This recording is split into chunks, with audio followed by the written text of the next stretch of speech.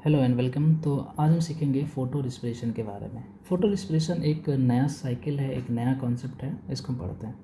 Generally इसको हम C2 cycle भी बोलते हैं। ये इसके और नाम भी हैं, ग्लाइकोलेट मेटाबॉलिज्म भी बोल सकते हैं आप। और एक इसको हम PCO या फोटोसिंथेटिक कार्बन ऑक्सीडेशन भी बोल सकते हैं, कार्बन ऑक्सीडेशन। तो आप चाहे C2 साइकिल बोल दें, ग्लाइकोलेट मेटाबॉलिज्म बोल दें या PCO बोल दें, फोटोसिंथेटिक कार्बन ऑक्सीडेशन। अब C2 साइकिल में क्या ख़ास बात होती है, इसमें ना कोई ATP का फॉर्मेशन हो रहा है, ना कोई NADPH का सिंथेसिस हो रहा है और ना ही कोई शुगर का सिंथेसिस हो रहा है। तो फिर हो क्यों रहा है? तो ये इसीलिए इसको बोलते हैं कि ये वेस्टफुल प्रोसेस है, बस टाइम और पैसा का बर्बादी है। तो ये एक वेस्टफुल प्रोसेस है प्लांट के रिस्पेक्ट में। इनफैक्ट इसमें जो CO2 का निकलना होता है उसके लिए और ATP खर्च भी हो जाती है, तो पैसे भी लग गए, कुछ बना भी नहीं। अब ये खासकर C3 प्लांट में आता है और C4 या कैम्प पाथवे में नहीं आता। तो it occur in C3 plant but absent in C4 या कैम्प प्लांट्स में ये नहीं पाए जाते या नहीं इसमें होता है। अब जो फोटो रिस्पिरेशन की साइकिल है वो कैसे चलती है, इसको हम सीखते हैं। तो वेरी सिंपल, जैसे हमारे पास रिविस्को मॉलिक्यूल है, रिविस्को एंजाइम है और रिविलोज बिसफॉस्फेट एक सबस्ट्रेट मॉलिक्यूल है। तो कंडीशन क्या है कि नॉर्मली हमारा रिविस्को CO2 मॉलिक्यूल से ज़्यादा एफिनिटी रखता है, ज़्यादा बाइंड करता है। लेकिन अगर ऐसा कंडीशन बन जाए कि CO2 मॉलिक्यूल कम हो जाए, CO2 का कंसनट्रेशन कम हो जाए, ऑक्सीडेशन का कंसनट्रेशन बहुत ज़्यादा हो जाए, तब हमारा जो रिविस्को है वो बाइंड करता है ऑक्सीजन से। और अगर वो बाइंड करेगा ऑक्सीजन से तो क्या बनेगा, तो जो फॉर्मेशन होगा वो फास्फोग्लाइकोलेट का फॉर्मेशन होगा और फास्फोग्लिसरिक एसिड का फॉर्मेशन होगा।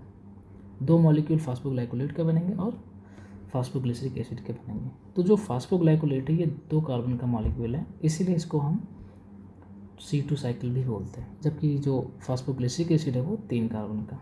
रिस्पिरेशन साइकिल है, ये 3 सेल ऑर्गेनल में चलती हैं। तो हम एक एक करके इसमें देखते हैं।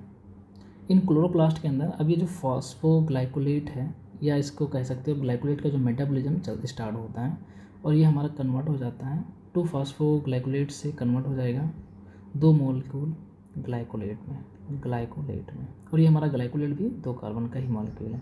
अब ये ग्लाइकोलेट ट्रांसपोर्ट हो जाता है पेरोक्सिसोम में और फर्दर ये हमारा ग्लाइकोलेट कन्वर्ट हो जाएगा ग्लाइसिन एमिनो एसिड में। अब नाउ ये ग्लाइसिन एमिनो एसिड ट्रांसपोर्ट होता है माइटोकॉन्ड्रिया में और माइटोकॉन्ड्रिया के अंदर इसमें कुछ CO2 मॉलिक्यूल एक निकल जाता है, क्योंकि 2 मॉलिक्यूल अब ग्लाइसिन है, एक CO2 मॉलिक्यूल निकल जाएगा तो यहाँ पे सीरीन में कन्वर्जन हो जाएगा और सीरीन हमारा 3 कार्बन का है। ठीक है, साथ ही साथ में NAD+ कन्वर्ट हो जाता है NADPH में। याद रखें यहाँ पे NADPH बना तो है, बट ये अभी आगे अगले स्टेप में यहाँ पे देखिए कंज्यूम भी हो गया, तो कंफ्यूज मत होना। अब ये सीरीन वापस से पेरोक्सिसोम में जाता है और वहाँ पे NADPH या NADH कन्वर्ट हो जाता है NAD+ में और H+ आयन का यूज करके ग्लिसरेट में कन्वर्ट हो जाएगा।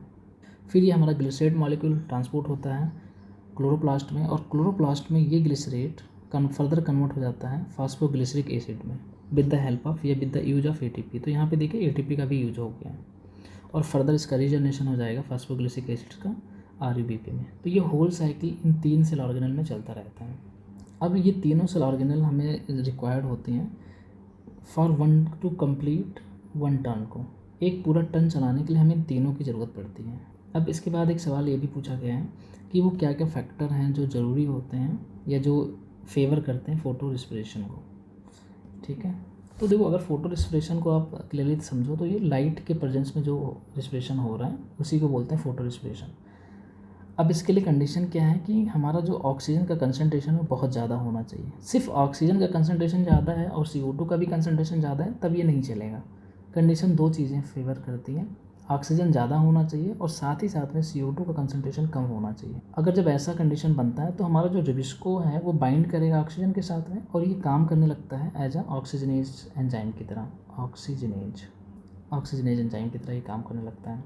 बट इससे भी ज़्यादा इंपॉर्टेंट है कि हाई लाइट की इंटेंसिटी होनी चाहिए। तो दूसरा फैक्टर हमारा हाई लाइट इंटेंसिटी, और ये लाइट इंटेंसिटी इसको हम मेन कंडीशन बोलते हैं कि सबसे पहले तो यही होना चाहिए, हाई लाइट की इंटेंसिटी हो।